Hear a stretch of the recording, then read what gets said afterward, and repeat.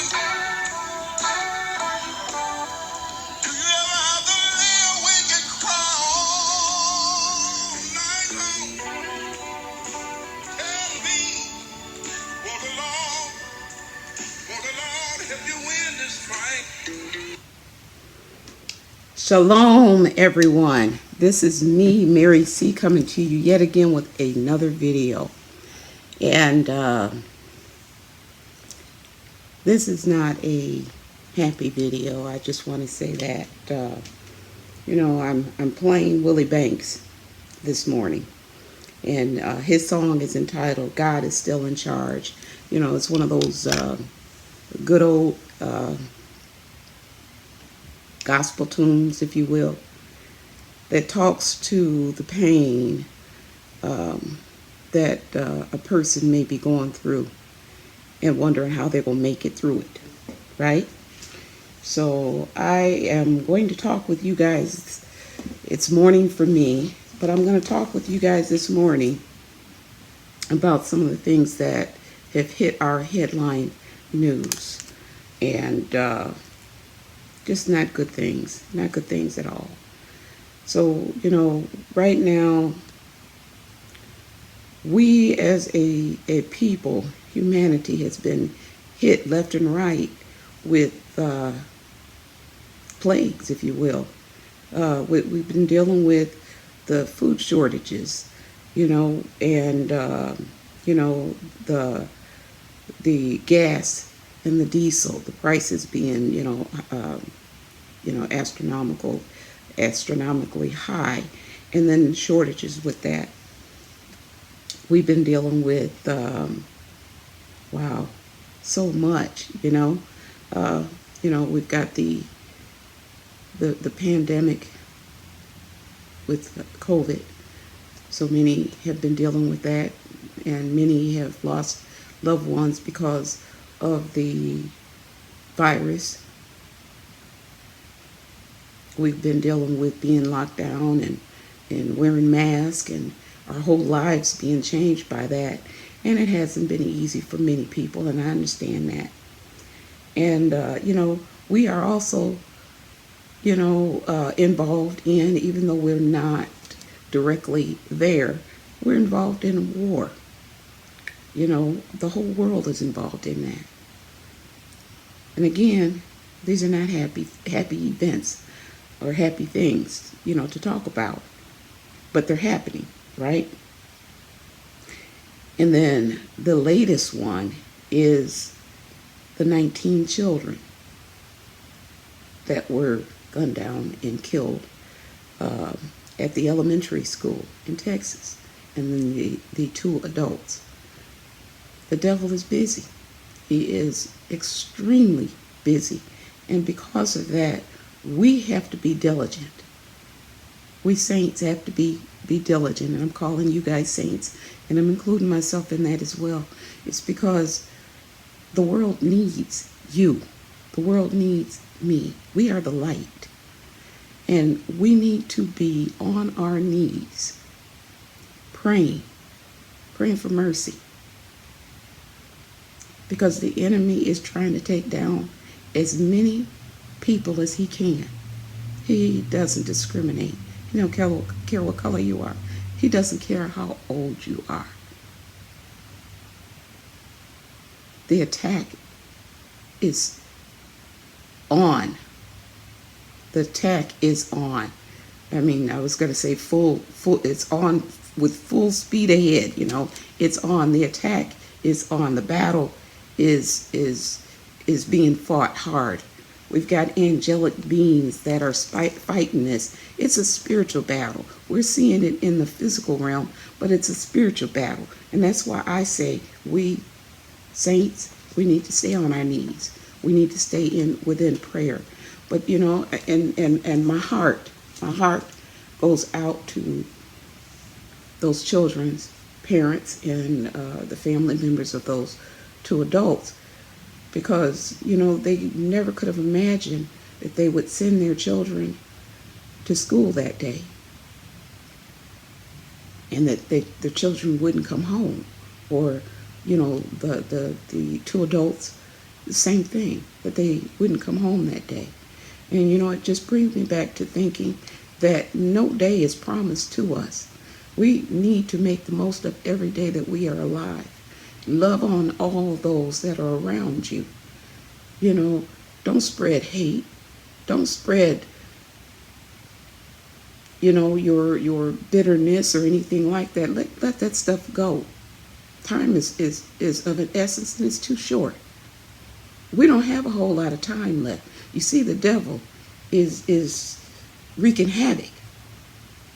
And we need to do our part, and that is we need to be on our knees praying so that the heavenly hosts are encouraged by our input. I don't want to just, go down a road of sadness. I do want to encourage you, as Willie Banks sung in his song, God is still in charge. He really is still in charge. Even though we're facing, it looks like, unsurmountable issues, he's still in charge, and he still has our back, and we still have coverage. We do. But I want to also tackle a couple of other things that, I found in the headlines as well. And, I know if you're human, you've probably have gotten to the point sometime in your life, and some of you may be there right now, where you are looking at things and you're wondering how you're going to get beyond whatever the issue is that you're facing. Will it happen? Can it happen? There are many of you who have children that are dealing with addictions, and you're wondering how you're going to get through it with this child of yours, how they're going to get through it. Will they survive? Well, I'm here to encourage you. Don't give up. Don't give in. Give it to God. Give it to the Most High. He can do what we cannot do. He's our strength when we are weak. Give it to the Most High. He cares. He does. But going through the headlines, there were some other things that came to my attention, and may not be widely known because you don't hear a whole lot about it. But did you know, and some of you may, some of you already may know about this, but I believe that there are so many more that do not. So I'm going to share it. That there are women, teens, and children that wind up missing every day. And they're missing due to being found murdered. Some are never found, or have never been found, I should say. And it's somewhat due to sometimes sex trafficking. Not something that is spoken of too often. You don't hear about a whole lot about it. But I'm here to tell you that so many of these women, teens, and children come up missing, but especially Black women. And then I'm going to include in there other women of color. The numbers in those groups are very, very high. Very, very high. And they go unnoticed. And it's not widely known that hundreds, I'm going to say thousands of them. I don't have an exact number, but the number, I did hear it. I'm sorry, I don't remember what the number is, but it's crazy. It's a crazy high number of Black women and women of color who go missing. It goes unnoticed. It's not televised. It's not in the network news. And it's because they are underrepresented. But white women, when they wind up missing, or go missing, I should say, they are overrepresented in the news. It gets broadcast. It gets on all of the network news. You know what? Unfortunately, I know I've heard one comment where somebody said that they're sick and tired of people talking about color, the skin color. Well, you know what? Us people who look like me, we're tired of talking about it too. We wish we didn't have to. We don't want to. We don't enjoy it any more than you enjoy hearing it. But here's the thing. If we had justice, if things were fair in this world, which they're not. I mean, let's be realistic. They're not. I would not want to see any woman missing. I don't care what color she is. I would not want to see any teen or child missing. I don't care what color they are. It should be represented in the same way, the same form, the same fashion, regardless of skin color. But unfortunately, we live in the real world, and in the real world, it doesn't work that way. And so, our black women and women of color they're going missing every day in crazy numbers, and nobody seems to care. And that's a shame. It's a shame. And then I was looking into, the news, and ran across a story of a deputy. It was the story of a drug bust, is what it was. And we have these police officers who were, during the drug bust, one particular deputy handled. He didn't, take anything into his mouth or anything like that. He just handled it so that he could give the description of what was going on as far as this drug bust, of what he found, the particles of what he was finding. Well, the drug that they were the drug that they found during the drug bust was fentanyl. I don't know if you guys have heard about this. Fentanyl is said to be deadlier than heroin. And I'm going to tell you how dangerous it is. So we as parents, we need to know this stuff. We as grandparents, we need to know this stuff. Fentanyl, this stuff is so powerful that this man just handled it. When I say handled it with his fingers, hands. He handled it. And it must have, gotten to the airways, because he somehow got it into his system just by handling it. It's so potent that it got into his systems and completely closed his lungs. He collapsed. This deputy collapsed on the spot. That's how bad this stuff is. That's on the streets today. And you're not hearing a whole lot about it. We're hearing about crazy stuff.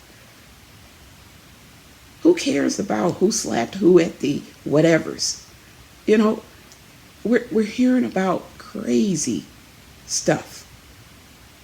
This is important to me. Isn't it important to you to know that something that is that, if you touched it, you could overdose? This deputy went into overdose mode. He went into overdose. They had to give him, what was it, the stuff that they call Narcan. They gave him Narcan when he collapsed. They had the ambulance come for him. They had to repeat it over and over again because he went back into an overdose. That's how deadly and how potent this stuff is, fentanyl.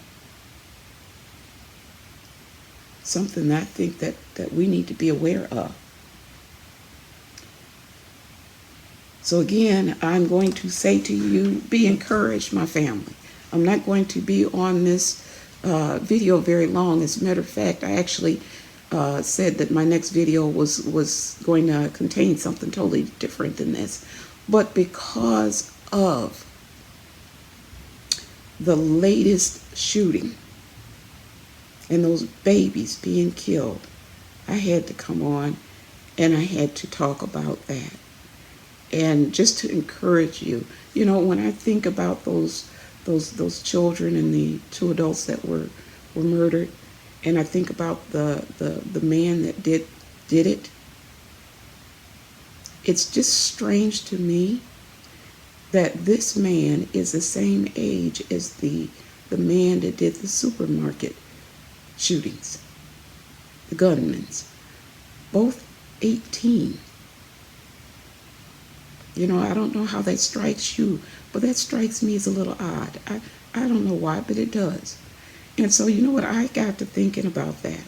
And, you know, this may be conspiracy theory or what have you, but these are just my thoughts. And I don't know how you think about it or what you think about it, but these are just my thoughts. The first thing that came to my head when I heard about this second shooting, well, actually, it's not the second one, excuse me. But when I heard about this shooting here, I thought about, I don't know if I'm going to get in trouble for saying this, but I thought about sleeper cells. Do you know what sleeper cells are? I thought about, you know, you watch a lot of these spy type movies, and you hear about, you know, this person gets a phone call maybe, and a word or something triggers an activation, and they become an active shooter. You know, they go out and they murder. They are led to kill someone or some people, or to destroy something or what have you. But they are triggered by an outside source, if you will. And so I am looking at this and I'm saying, are these sleeper cells that are being triggered and activated? I don't know. What do you think? And what do you think the purpose of all of this is? And I kind of gave you my viewpoint, you know, a few videos back, that I believe it has a lot to do with controlling us and our ability to keep arms. I think it has something to do with that. What do you think? I'm not really sure, but you know, these are some of my thoughts. And I am looking at the picture of these shooters so far, with them being almost back to back, and I'm thinking, the first one was a white man. Second one, the shooter, was at a church. He was an Asian man. This third one, at the school, appears to be Hispanic. So who's next? A black man? Who's next? Maybe a Native American? Who's next? Maybe an Arab, or another nation. It just seems a little odd to me. It just seems a little odd to me. So who are they going to trigger next? And you know, it just makes me wonder. It just makes me wonder. And it doesn't sit well with me. I don't know how it is with you. Anyhow, I want you to remain encouraged. Know this, that no matter what the devil has planned, no matter, God is still in charge. He still sits on the throne. Pray for mercy. Pray for this world that we live in. Pray. We live in it. It's not our home, but we live in it. Pray. And if you're one of those who can fast and pray, that's even better. But I do say pray. We're not in this battle alone. It's a spiritual battle, and it's being fought, and it's going to be won. We're on the winning side. We're winning. It may not look like it sometimes. It may not feel like it sometimes, but we're winning. And before I end this, I want to say a special shout out or mention to all of you lovely, wonderful family members that are dealing with sicknesses, illnesses, and diseases. Know that Mary C is on this end praying for you and your family members. And I would ask the rest of the family members to also do a prayer on a daily basis for our family here at This Is Me, Mary C. Pray for the family. Pray for their family members who may be dealing with sicknesses, diseases, or illnesses, and also those who may be dealing with addictions. Because this fentanyl is nothing to play with. It's nothing to play with. I saw it hit that young man, that deputy, and I saw it knock him out, knock him down, flat. He was overdosing. It was scary. So it's nothing to play with. So pray for the family members that are dealing with loved ones who are dealing with addiction. They're dealing with addiction. And know this, nothing is impossible for our God. Nothing is impossible for him to turn around and set straight. Just remember that. Anyhow, I'm going to end it like I always do. I love you, family. I love you so, so very much. And know this, that the Heavenly Father, I'm saying this because I want to get a little bit of Willie Banks on here again. I'm going to stop it. But know that the Heavenly Father, he loves you too. He loves you so much. He doesn't want to lose not one of us. Shalom, family. Shalom. He's still in charge of your life and my life. Shalom, family.